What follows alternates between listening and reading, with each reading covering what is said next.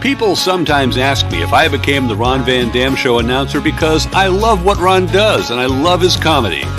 Well, no. It's because Ron broke me out of a Tijuana prison back in '82 and smuggled me across the border in a suitcase in the trunk of a Yugo. And I still owe him for that. Muchas gracias, mi amigo. You're listening to the Ron Van Dam Show on New England Broadcasting.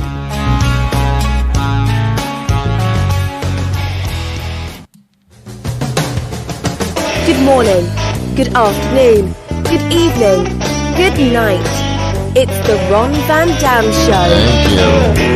Hold on tight, things can get a bit weird, if you like that sort of thing. Welcome to the program. It is the Ron Van Dam Show. I'm the one in the middle.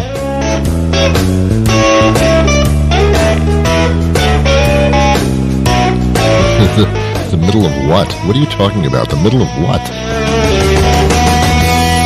Hey, thanks for stopping by. I'll try to make this worth your while. I'll do the best I can. How you doing? Your job is to relax and just get everything out of your head. I'll take it from here. I'll be your designated driver. You can drink all you want. I'm driving you home.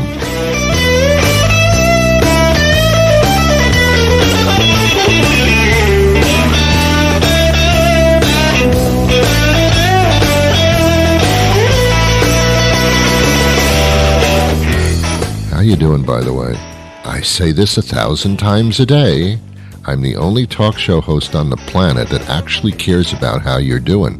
Because I ask you on every show at the beginning, how are you doing? And you never answer me. If you do, I can't hear you, so what's the point?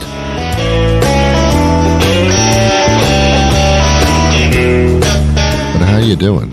Yeah, me too. I know. It's all screwed up, isn't it? It's weird. And we'll get through this together. At least I will. I don't know about you.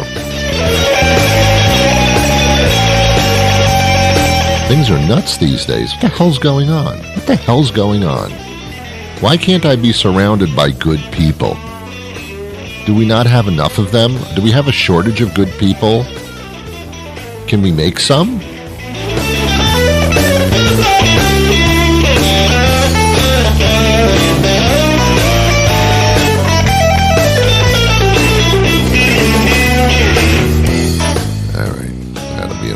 Thank you. Well, welcome to the show. If you're not familiar with me, let's leave it that way. I've been doing this for 30 years. What I've been doing, I can't really describe, but I've been doing this radio morning thing for 30 freaking years. Your first response should be, what the hell's wrong with you? And your second should be, thank you for your service. Well, whatever. Yeah, I know. You don't even have to say it. I know. May I say, though, just between you and me, you're looking pretty good today. What'd you do, shower? Did you shower this morning? Oh, my God, you did. Look at you. Your skin is clean all of a sudden, and your hair isn't limp. Wow. That's amazing. How often do you shower? Once a month? Wow, that's impressive. I know. What's the point of showering? Who are we showering for? You know what it is, kids? And I call you a kid because I don't know your name. You know what it is? We have to do things to pump ourselves up. You know, we don't dress for other people. We don't shower for we do it for ourselves. We do it for us, so you should do things for yourself. When you sit down and you eat dinner, are you doing it for somebody else? No, you're doing it for yourself. You're freaking hungry. That's important stuff. Live with it. Go with it. What was it? Martin Luther King, I believe, who said, it's dinner time. I think, was that the famous thing that he said? I think it was. No, he said a lot of stuff, and I wish you were here because we need you, babe. I'm telling you, man. Oh, man. Anyway, welcome to the show. I formally throw out the welcome mat to you. I don't have a welcome mat. I've never had a welcome mat in my life. Who came up with that stupid thing? You take this mat and you print the word welcome on it, and then you put in front of your front door, assuming that everybody comes to your front door is welcome. Guess what? Nobody is. They're not all welcome. Stop being so flowery pansy-ish. Welcome. Some people have these elaborate signs just on the right-hand or left-hand side of their front door. It's a plaque, and it's engraved, and it says something stupid like, all visitors are welcome here, or our home is your home. Well, then leave the front door open. I mean, what are you talking about? Stop being so nice to people. You got to realize people have to earn your trust and your friendship. This isn't a world of Facebook where you just happen across a person and then you give them all your vital information. That's what Facebook is, by the way. This is how old I am. This is where I live. This is where I went to school. Here are all my relatives, their phone numbers, their addresses, their assets. Here's everything about me. Here are the results of my last colonoscopy. It's all on my Facebook page. Facebook sucks, man. Every once in a while I'll do a show about how much Facebook sucks. I know you go to it and you have a page. You probably do. But in the back of your mind, you're saying to yourself, this sucks. Someone could have done this a lot better. This is because it's really stupid. I'm reading things about people that I don't even know, and they're telling me what they had for dinner, and I'm supposed to sit there and find myself fascinated by this? What are you doing? Oh, God. Oh, my God. Oh, my God. It's very strange. Then they call it a news feed. A news feed, it's an ego burst cesspool of crap is what it is. It's people getting themselves off, assuming that you're interested in what they're saying. Oh, my God. Hey, here's a clue for you. I'm not interested in your opinion. If I am, I'll ask for it. It's called conversation. Facebook, man, what the hell's that about? Wow. I'm friending people I don't even know.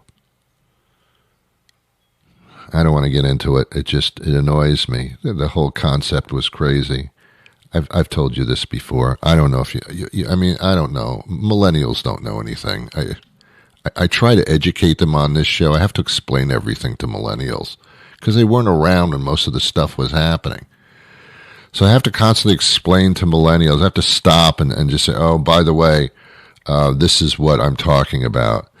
I mean, millennials, do you know how Facebook even began?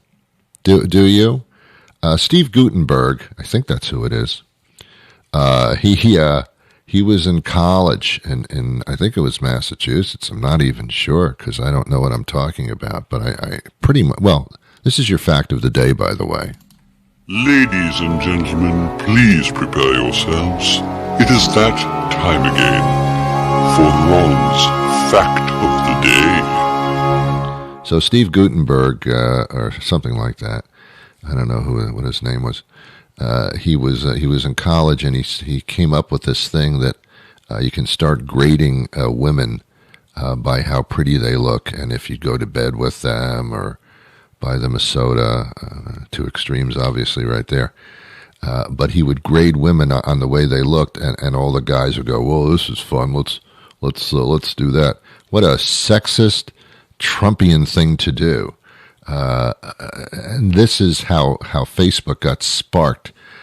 He would get databases accordingly, and it was founded on a horribly sexist, stupid, moronic idea, and now it's turned into this, a social phenomenon that just defies it pretty much defined losing your identity, just losing your privacy. Did you ever send a picture of yourself, of your private parts, to another person? I haven't. It never even crossed my mind. What would make me think that if I took a picture of my private parts and sent it to somebody, that the reaction would be, oh my God, that's impressive. No, you know what the reaction is? Oh my God, that person's sick. You don't take pictures of your private parts and send them to people. You know what employers are doing, millennials? What they're doing is they're going to your Facebook page, not hard to find, not easy not to find. That's a double negative. And they look you up and they see like what kind of an idiot you are. If you have stupid stuff on, you know, anything you post is there forever. It never goes away. You'll have somebody from Nigeria scamming you in 10 minutes. You got to be careful. You don't just walk up to a stranger in the street and say, "You want to be my friend? Do you want to be my friend?" You don't walk up to strangers. Do you do that? You don't do that. Nobody does that. See somebody walking down. "Excuse me, I don't know you. I have no idea who you are. You could be an axe murderer. I really don't even know." "Do you want to be my friend? Can you friend me? Oh, please accept my invitation to be my friend. Oh, please. I'll tell you all about me and all my personal information. I'll send you pictures of my private parts, too. We can instant message each other, or we can not so instantly do it. We can have Facebook things going on. Just you. I don't know you. I have no idea who. I just decided to walk up to you because I need friends. I need friends." It's embarrassing, man. It's embarrassing what happened to society. It's embarrassing. It's incredibly embarrassing. God. When I was growing up, you know, people would say, "Ron, how many friends do you have?" I have like 2 like really good friends that I would trust with my kidney, as long as he gave it back later. I'd say I have about 20 friends that I know, people that I like, that I talk to every once in a while. They're really acquaintances, but we'll say 20. Now, you say that to somebody, "How many friends do you have on Facebook?" "I have 20. You poor closet loser. That's pathetic. Why, how many friends do you have? 752, and that's kind of low. I'm a little low this week. 752 friends, can you name them? I can't even pronounce their names. 700, God, what's wrong with you? What's wrong with you? Anyway, thanks for listening. I have a great guest coming up on today's show. Yeah, I do. You doing all right, man? You doing okay? Huh? I know. What time do you start drinking? I know. Isn't that crazy? How it gets earlier and earlier and earlier. And I'm talking to the 10-year-olds. Isn't it crazy, man? The only thing I've got scheduled for the day is when I have my first drink. And I don't really drink a lot. It's just, we're self-medicating, ladies and gentlemen. We're self-medicating.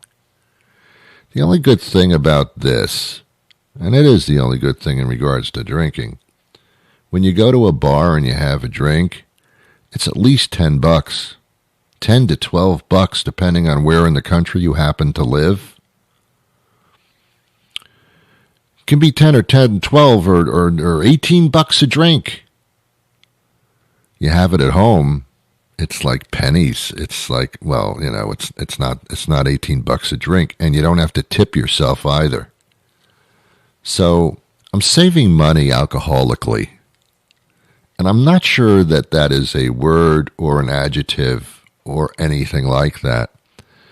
But alcoholically, I am saving a lot of money. And I don't have to drive home because guess what? That's where I am to begin with. I'm my own designated driver. I'm saving money on gas My luck, gas prices are extremely low, and I'm not driving. Well, that didn't work out, did it? All right, it's supply and demand. Whatever you want to call it. That didn't work out very well. I'm not sure. Pollution has been cut in some areas by 40%. Yeah, that's a number I just made up. But I know it's high. Yeah, air pollution down because there are not a lot of cars on the road. So there's not that much pollution. Factories have closed down, cut down on manufacturing, if they're even manufacturing anything. And that is also making the air cleaner. I mean, it's horrible, but it's wonderful. I saw a commercial on television yesterday. It kind of made me laugh because this is all just so bizarrely crazy that it becomes a little funny at a point. Oddly enough, of course, unless you're sick or you have no money at all, then it's not so funny. So it's a commercial on television for, it was the Charmin people. I believe it was the Charmin people or some kind of really nice toilet paper company. And there were the manufacturing lines and these people in the factory, and they said, this is what they said in the commercial. We know that toilet paper is very important to you, and we're making it as fast as we can. We stepped up production because no one should be without toilet paper at our time of need. And I'm sorry, I just started laughing. I never thought I'd see anything like that, where my savior would be the production of toilet paper. And for a while, there was no toilet paper on the shelves at all.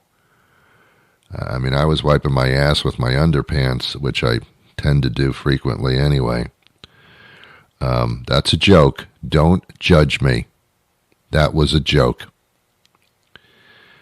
So now they're publicly saying we're making as much toilet paper as, and thank you for making toilet paper. What the hell's going on? What the hell's going on here? And slowly but surely, and I don't know who Shirley is. I don't know anybody named Shirley, come to think of it. That's odd. I don't know anybody named Gloria either. What happened to those names? Millennials, they used to be names that they used to name people. I know they're not around anymore. You don't hear those names, but the people used to be called that. Anyway, Gertrude. No one's called Gertrude anymore. Even Gertie. I've never known somebody with that name. Anyway. All right, this is getting out of hand. You're talking way too much today. Phone conversations, man, I'm telling you. My only connection to human beings is phone conversations. Ugh. Yucky. Anyway, my guest joins us right after these commercial words. Thank you so much for hanging on, by the way. Usually, to listen to this show, it's about $2,000 an episode, and that's with the plan. $2,000 an episode. I'm going to waive that fee for you today. It'll just be $35 court costs. So you're welcome. You're very, very welcome. The Ron Van Dam Show is intended for mature audiences. Oh, so that's what ironic means. Yes, honey. Yes, it does.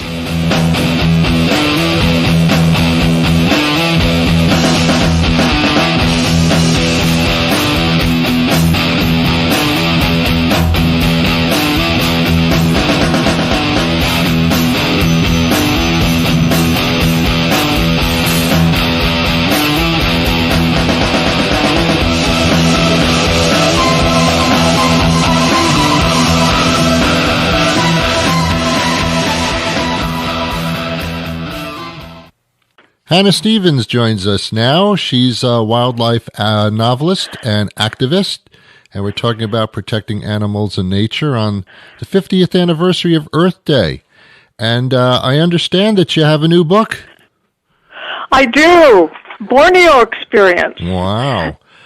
And it takes place in Borneo, Malaysia. Yeah. Jeannie Williams, my protagonist, former war correspondent, wildlife activist, is traveling there to report on the trafficking of baby orangutans by a cartel. Oh, my God. Yeah, I know. Yeah. Boy, this never seems to end, Hannah. I mean, we've been talking about this for decades and decades and decades. And is the picture getting a little bit better?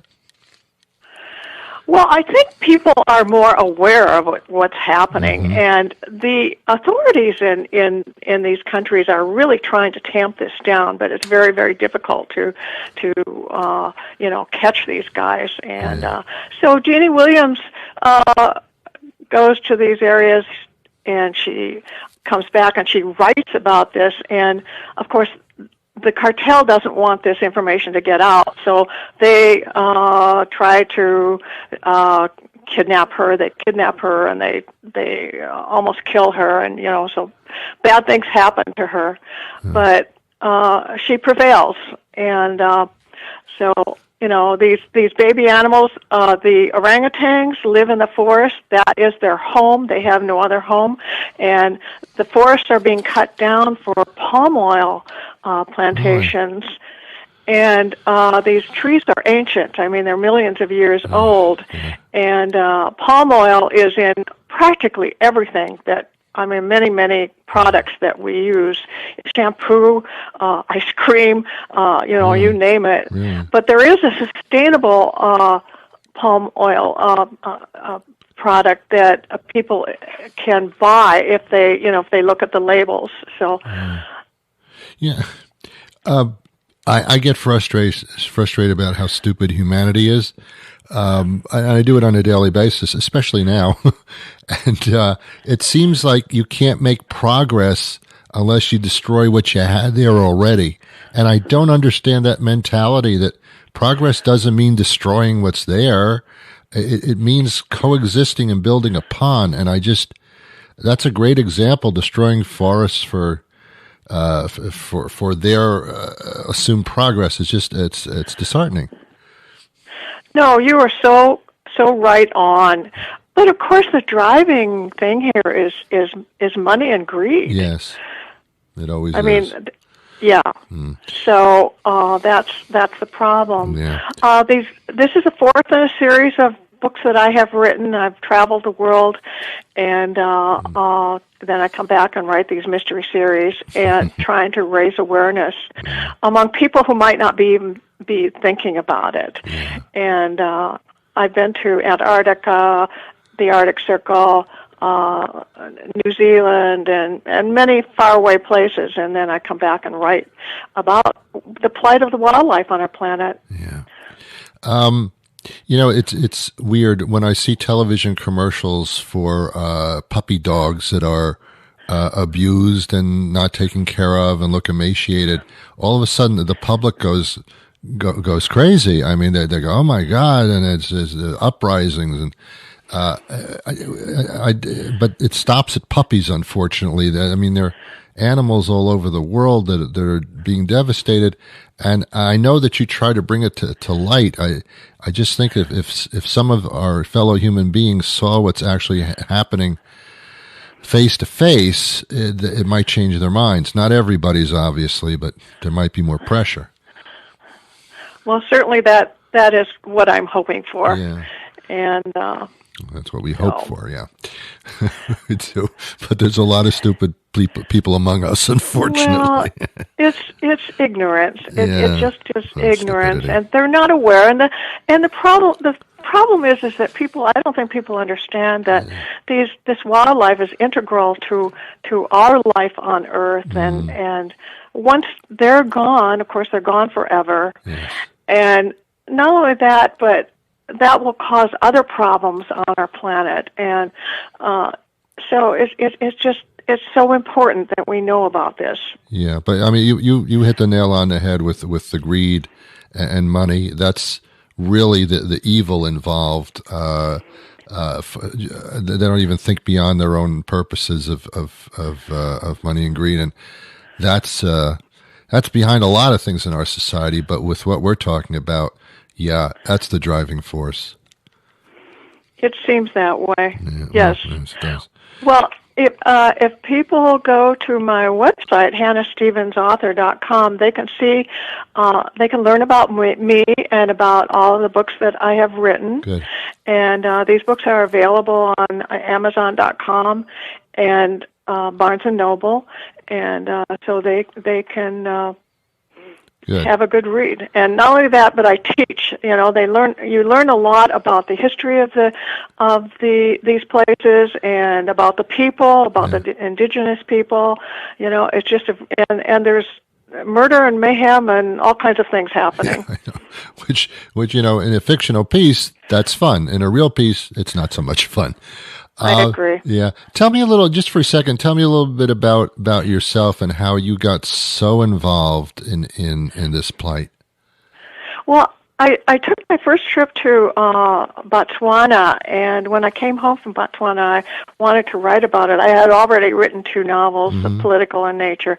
And so the Savo, the bull elephant, had been killed, and I thought, oh, this is what I want to write about. And so that book is about the poaching of the elephants in Kenya, and how they rescue a baby elephant, and they take that baby elephant to the David Sheldrick Wildlife Preserve, and you know, and that it's a really a sweet story, but it's a sad story about what is happening. And the elephants are 30% down in population, and you know, there's no end to it. So.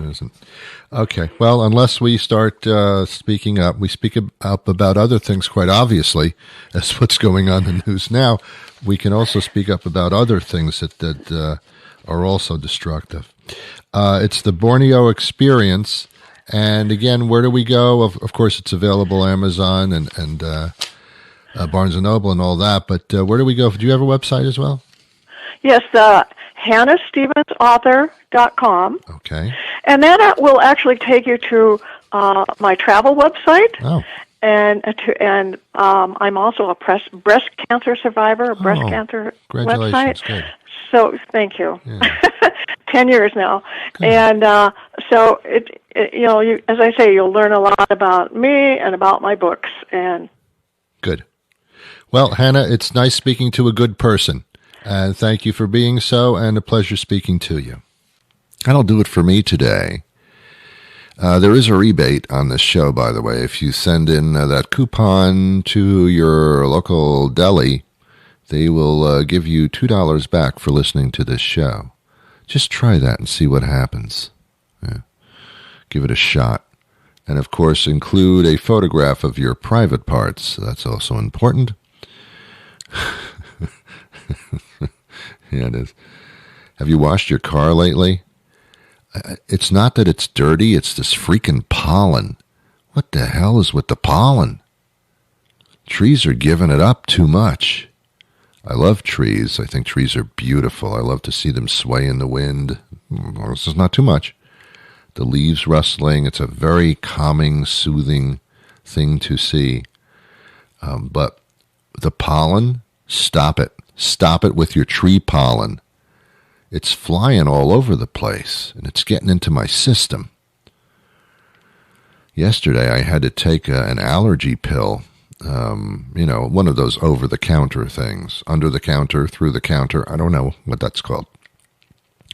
But I took an allergy pill because I was just sneezing, and I thought, uh-oh, sneezing. Oh, that's right, it's allergies. Okay, I'm good. I know you go through that, too. I'm coughing. Oh, no. Oh, okay, it's allergies. Okay. Yeah, stop it with the pollen, man. Let's call it a day. When does the pollen stop flying around? It's crazy. I'm allergic to all that stuff. So are you. I know you are. I'm allergic to tree pollen. I'm allergic to grass pollen. I'm allergic to people. There's a lot, but I'm not allergic to nuts. Yesterday on the show, I talked about people who are allergic to nuts. I'm not allergic to nuts.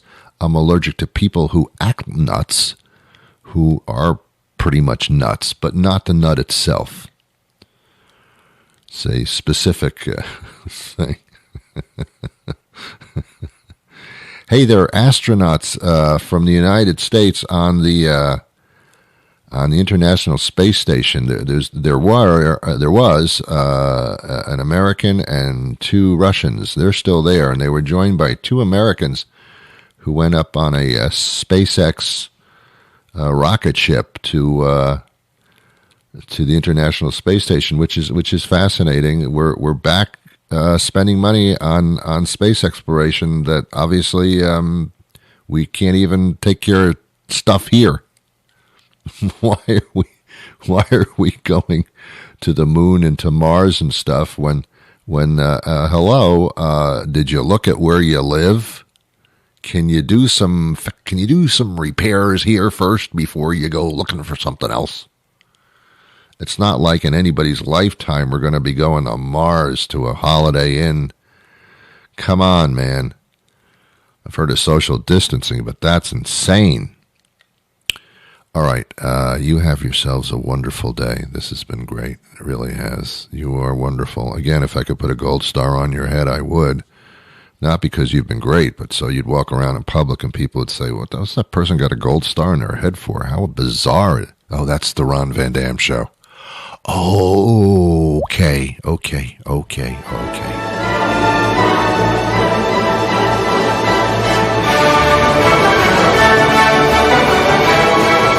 Hey, make it a great day. I wish you peace. Tomorrow? Come back tomorrow? Cool.